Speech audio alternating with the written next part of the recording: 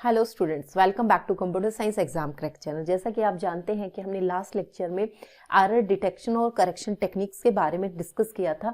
तो आज हम बच्चों एक एरर डिटेक्शन टेक्निक जिसको हम सीआरसी बोलते हैं और जो डेटा लिंक लेयर पर आकर होती है, तो इसके बारे में हम डिटेल में पढ़ेंगे। तो इस वीडियो को बच्चों लास्ट तक देखना और वीडियो अगर पसंद आता तो इसे लाइक, शेयर और कमेंट कीजिएगा। और चैनल पर अगर आप पहली बार आए हैं तो चैनल को जल्दी से सब्सक्राइब कर ले ताकि आने वाले वीडियोस का नोटिफिकेशन आपको मिलता रहे। तो बच्चों चलिए स्टार्ट करते हैं सीआरसी से। जो बच्चा पहली बार इस वीडियो को देख रहा है तो कृपया करके जो प्रीवियस वीडियोस हैं उनको जरूर देखें। वो आपको कंप्यूटर नेटवर्क की एक प्लेलिस्ट उसमें भी मिल जाएंगी और PGT computer science crash course के नाम से भी एक प्लेलिस्ट बनी हुई है बच्चों, उसमें भी मिल जाएगी। ठीक है, तो आप कहीं से भी इस प्रीवियस वीडियो जितनी भी है सीएन की उनको जरूर देखें ताकि आपको बेसिक जो है आपके कंसेप्ट क्लियर होते जाएं। तो चलिए बच्चों स्टार्ट करते हैं, बहुत ज्यादा टाइम नहीं ले रही मैं। आपका सीआरसी यानी कि साइक्लिक रिडंडेंसी चेक, ये कौन सी लेयर पर अक्कर होता है? ये डेटा लिंक लेयर पर। और डेटा लिंक लेयर पर बच्चों ये एरर डिटेक्शन टेक्निक है। कौन सी टेक्निक है ये? एरर डिटेक्शन टेक्निक है सीआरसी। ठीक है, ये क्वेश्चन बनता है और एग्जाम में पूछा जा सकता है। तो बच्चों इस क्वेश्चन का आंसर आपका गलत नहीं होना चाहिए। अब हम बात करते हैं कि सीआरसी क्या क्या करती है। तो पहले हम बच्चों बेसिक चीजों की बात करते हैं। तो सीआरसी के अंदर सबसे पहले जो टेक्निक यूज होती है बच्चों, इसमें हम बाइनरी डिवीजन परफॉर्म करते हैं। CRC is based on the binary division. यहाँ पर हम बाइनरी डिवीजन करेंगे, उससे हम अपना सीआरसी निकाल लेंगे। ठीक है, दूसरा जो आपसे थ्योरेटिकल पार्ट में पूछा जा सकता है बच्चों, यहाँ पर मैं थ्योरेटिकल और प्रैक्टिकल दोनों ही आपके कंप्लीट करूंगी। तो थ्योरेटिकल जो पॉइंट है ये मैंने आपके इस साइड लिखे हुए हैं। दूसरा पर्पस क्या है इसका कि CRC can detect all odd errors.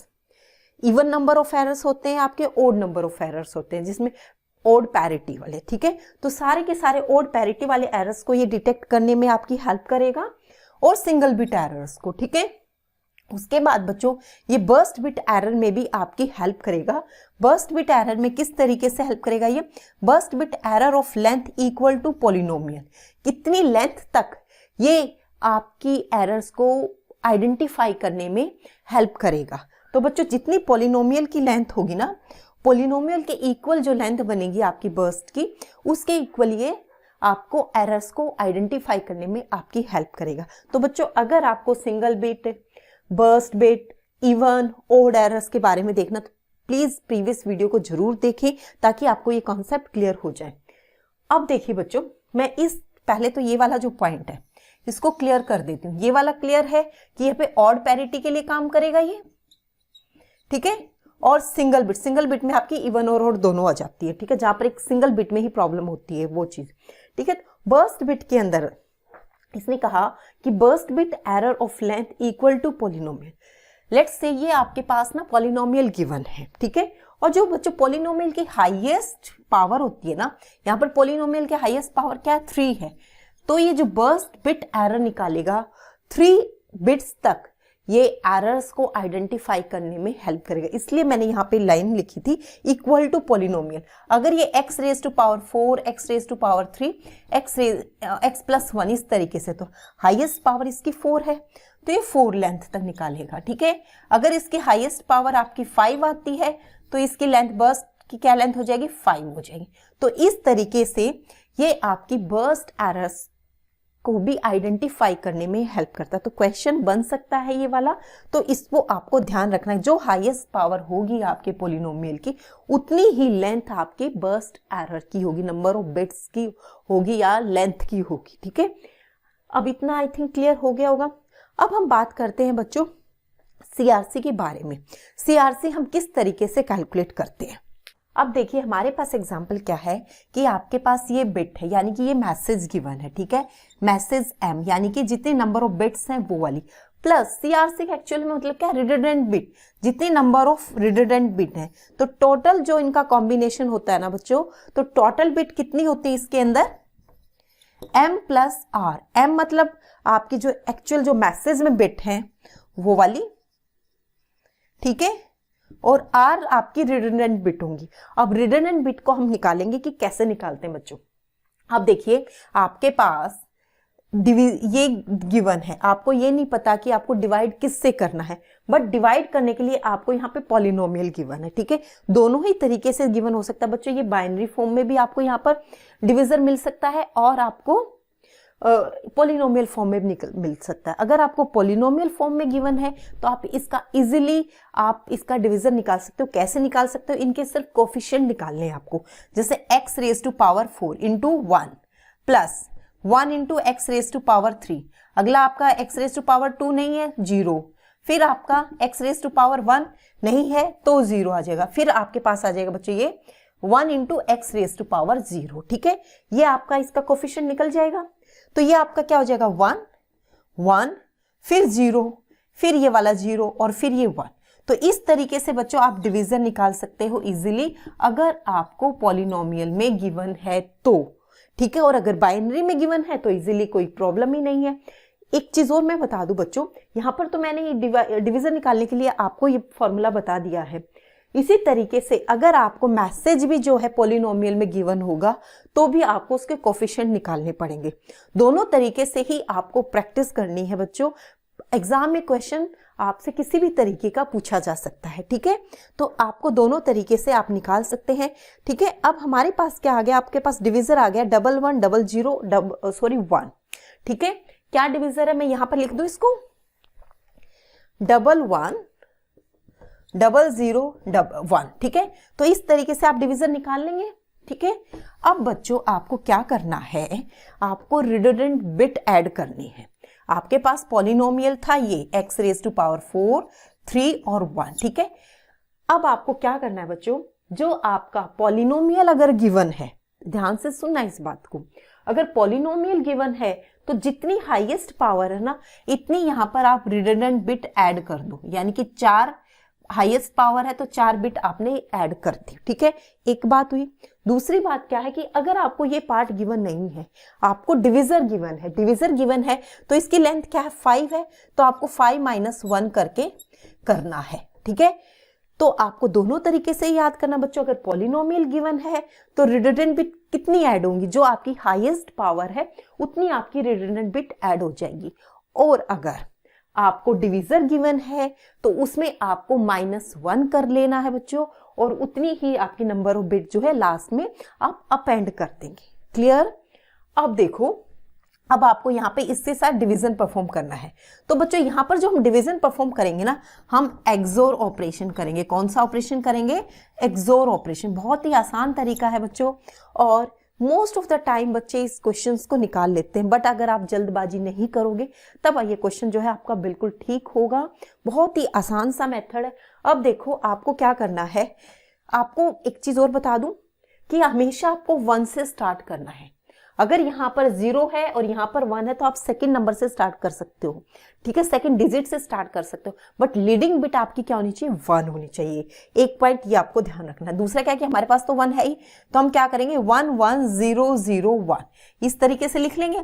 ऊपर आपको लिखने की जरूरत नहीं है, ठीक है। आपको यहाँ पर फोकस क्या करना, रिमाइंडर पर फोकस करना है, ठीक है। अब अगर आप इस पे एक्सोर ऑपरेशन लगाते हैं तो आपको पता होना चाहिए एक्सोर ऑपरेशन क्या करता है बच्चों। ये इक्वल बिट्स पर आउटपुट देता है 0 और डिफरेंट बिट्स पर आउटपुट देता है 1। यानी कि ये इक्वल है ना 1 1, तो ये दे देगा 0।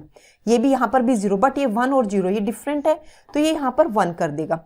ये भी आपका 0 और 1 ये डिफरेंट है तो ये आपका 1 कर देगा, ठीक है। और ये 1 1 पे फिर अगेन ये 0 देगा, ठीक है। अब वही बात बच्चों मैं यहाँ पे रिपीट करूंगी। अब आपके पास क्या है, 5 बिट तो आ गई, बट क्या है, मैंने कहाँ बताया था कि leading bit should always be 1। तो आपको इसको यहां से स्किप करके इससे स्टार्ट करना है। अब इससे स्टार्ट करेंगे तो यहां पर आपकी 4 बिट है, लेकिन आपके डिवीजर की लेंथ तो 5 है, तो एटलीस्ट आपको 5 तो चाहिए, जैसा हमारा डिवीजन बोलता है, ठीक है। तो आपको क्या करना है, ये वाली 0 नीचे ले आओ, ठीक है, ले आए। अब अगेन आप क्या करो 1 1 0 0 1 करो, फिर एक्सोर अप्लाई करो। एक्सोर करोगे तो यहाँ पे क्या आ जाएगा 1, बाकी में तो 0 0 0 0। अब आगे सारी बिट क्या है, 0 है, तो अगेन आपको यहां से स्टार्ट करना है। यहां से स्टार्ट करोगे तो आपके पास तो बिट एक ही है। अब आपको 4 बिट और लेनी है बच्चों। ये वाला 1 ले आओ नीचे, ये वाला 0 ले आओ, ये वाला 1 ले आओ और ये वाला 0 ले आओ। तो ये आपका 5 बिट हो गई है। अब दोबारा से आप डिवीजन परफॉर्म करोगे, 1 1 0 0 1, एक्सोर अप्लाई करो, ये 1 हो गया, ये 1 हो गया, ये आपके 0 0 हो गए, ठीक है। अब इनको आपको इग्नोर करना है, आपको यहाँ से स्टार्ट करना है। तो अगेन आपके पास तो 2 ही बिट है, आपको 5 लेंथ बनानी, 5 बनानी है, तो क्या करो, इस 0 को ले आओ, इसको भी नीचे ले आओ, इसे भी नीचे ले आओ, ठीक है, 5 हो गई। अब आप डिवीजन परफॉर्म कर सकते हो, 1 1 0 0 1। अब बच्चों आप देख सकते हो यहाँ पर आपका 1 है, फिर आगे आपके 0 0 है।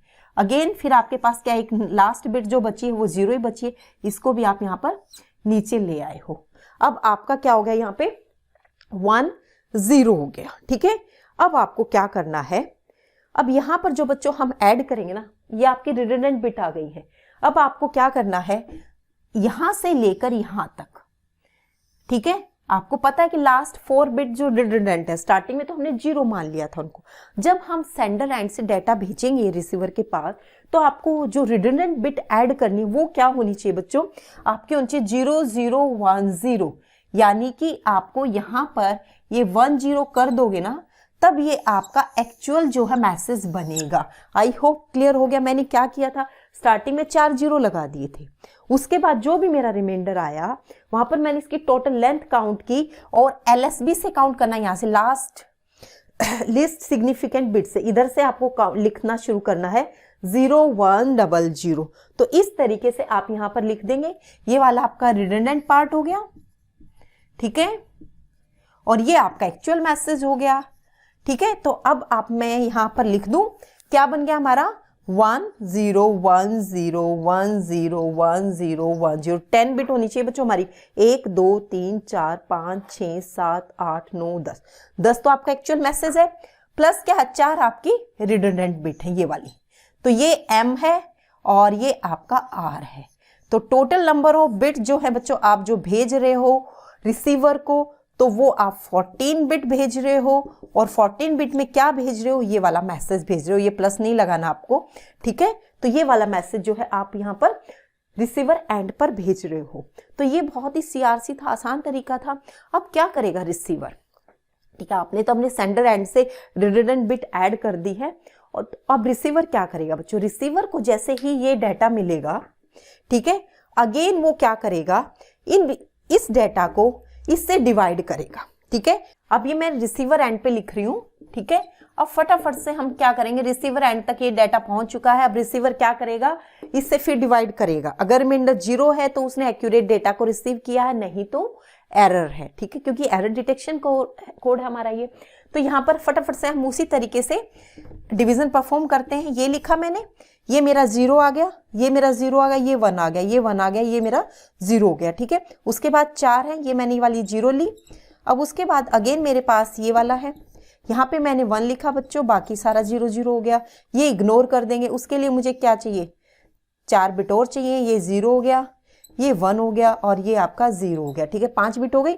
5 बिट के साथ फिर दोबारा से आप डिवीजन परफॉर्म करो, ये किया, बाकी 0 0। अब 2 बिट रह गई बच्चों। अब आपको क्या करना है, ये वाला 0 ले आओ, फिर ये वाला 0 ले आओ, फिर ये वाला आप 1 ले आओ। अब आप क्या देख रहे हैं, 1 1 0 0 1, ठीक है। अब ये सारा 0 आ जाएगा, अगला भी 0 ले लो, तो रिमाइंडर क्या आ गया बच्चों, रिमाइंडर आ गया 0, यानी कि रिसीवर ने जो डेटा आपने सेंडिंग एंड से भेजा है वही एक्यूरेट डेटा आपको रिसीवर एंड पर मिला है। उसको कैसे पता चला, उसको इसलिए पता चला क्योंकि वहां पर रिमाइंडर जो है 0 आ रहा। अगर यहाँ पर 0 नहीं आता तो वो समझता कि आपके डेटा में एरर है, और अगर 0 आ गया तो कोई एरर नहीं है। तो ये बच्चों CRC मेथड है जिसको हम साइक्लिक रिडंडेंसी चेक करते हैं। आपको ये वाला मेथड ही अप्लाई करना है पेपर में, अगर आपसे पूछा जाता है तो आपको यही मेथड अप्लाई करना है, क्योंकि ये आसान भी है और ये जल्दी भी हो जाएगा, ठीक है। अदरवाइज आप दूसरे मेथड से करोगे तो आपका ये सॉल्यूशन करने में गलती भी हो सकती है और टाइम भी ज़्यादा लगेगा। तो ये आपका टाइम कम लेगा और आपका आंसर भी एक्यूरेट देगा। तो बच्चों इसमें आपके दोनों ही मैंने आपको थ्योरेटिकल पॉइंट ऑफ व्यू से भी CRC बता दिया और प्रैक्टिकल पॉइंट ऑफ व्यू से बता दिया है। आई होप कि क्लियर हो गया होगा। अगर फिर भी कोई डाउट है तो आप मुझे कमेंट कर सकते हैं बच्चों, जिससे कि और एक चीज़ और मैं आपको बता दूं कि आप मुझे टेलीग्राम पर भी ज्वाइन कर सकते हैं। टेलीग्राम का लिंक है बच्चों, नोट कर लो, कई बार बच्चों की क्वेरी आती है। और ये है बच्चों t.me/csecYT। तो ये टेलीग्राम का है जिसमें आप मुझे डायरेक्ट मैसेज भेज सकते हो, जिस पर्टिकुलर प्रॉब्लम जो भी आपको आती है, जहां पर भी आती है, आप मेरे से वहां पे डायरेक्ट कांटेक्ट कर सकते हो। मैं आपके रिप्लाई करने की पूरी कोशिश करूंगी बच्चों। आप लोगों का बहुत अच्छा सपोर्ट मिल रहा है मुझे, और आप इस तरीके से मुझे सपोर्ट करते रहेंगे, मोटिवेट करते रहेंगे, तो बच्चों मैं आपके लिए और भी ज़्यादा मेहनत करके लेकर आऊँगी। हाँ, कुछ बच्चे कह रहे कि मैडम थोड़ा सा जल्दी करा दीजिएगा। बच्चों जल्दी अभी हमारे पास ना टाइम है, और आपने देखा होगा कि हम कंप्यूटर साइंस क्रैश कोर्स को भी साथ में चला रहे हैं, जो आपके HSSC के लिए है, क्योंकि कंप्यूटर लिटरेसी का पार्ट जो है आपके एग्जाम में भी वहां से आएगा, और जो बाकी बच्चे हैं SSC के उनके लिए भी है। तो उनकी जो एग्जाम की डेट है बहुत नजदीक आ चुकी है, इसलिए थोड़ा सा मुझे वहां पे फोकस करना पड़ रहा है, ताकि उन बच्चों का भी जो कंप्यूटर सेक्शन का पार्ट कंप्लीट हो जाए, और वो आपके लिए भी बच्चों वेस्ट नहीं है, क्योंकि यहाँ पर PGT कंप्यूटर साइंस में तो ये वाला पार्ट आएगा जो मैं आपको यहाँ पर करा रही हूँ, डिटेल में करा रही हूँ। और कंप्यूटर लिटरेसी के जो आपके 5 क्वेश्चंस आते हैं, जो हर एग्जाम में आते हैं, वो क्वेश्चंस आपके उस पार्ट से आएंगे, ठीक है। तो उस पार्ट को भी बच्चों आपको करना है। आपका तो PGT का मतलब ये है कि आपको A B से लेकर अल्फाबेट से लेकर सब कुछ आना चाहिए, ठीक है। तो आपको तो बच्चों कोई भी जो वीडियो है, कोई भी प्लेलिस्ट जो है, आपको मिस नहीं करनी है, आपको सारा ही देखना है। एक चीज और मैं आपके साथ डिस्कस करना चाहूंगी बच्चों, जो बच्चे, कई बार बच्चों की प्रॉब्लम आती है कि मैडम PGT कंप्यूटर साइंस की जो प्लेलिस्ट बनी है उसमें सारी वीडियोस नहीं है, पर बच्चों मेरे एंड पर वो सारी शो कर रहा है। आपको करना क्या है, मैंने क्या किया है, कंप्यूटर नेटवर्क के नाम से एक सेपरेट प्लेलिस्ट भी बना दी है, ऐसे ही DBMS के नाम से भी, ऑपरेटिंग सिस्टम के नाम से भी सेपरेट प्लेलिस्ट भी है, और हर डिस्क्रिप्शन बॉक्स में वीडियो के आपको उनके लिंक मिल जाएंगे, आप वहां पर डायरेक्ट जाकर भी सर्च कर लो बच्चों, ठीक है। हो सकता है आपके एंड पे कोई प्रॉब्लम आ रही हो, और अगर मुझे इसका कोई सोल्यूशन मिलता है तो मैं जल्दी इसका सोल्यूशन भी लेकर आऊंगी, कि ताकि आपको PGT कंप्यूटर साइंस वाली प्लेलिस्ट में भी सारा डाटा जो शो हो जाए। अदरवाइज सेपरेट जो प्लेलिस्ट है उनमें भी आप चेक करो, सेम डाटा आपको वहां पर मिल जाएगा। तो आई होप कि ये वीडियो आपके लिए हेल्पफुल रहे बच्चों। इसके साथ ही मैं इस वीडियो को यहीं पर फिनिश करती हूँ। मिलते हैं नेक्स्ट वीडियो में नेक्स्ट टॉपिक के साथ, तब तक के लिए थैंक यू वेरी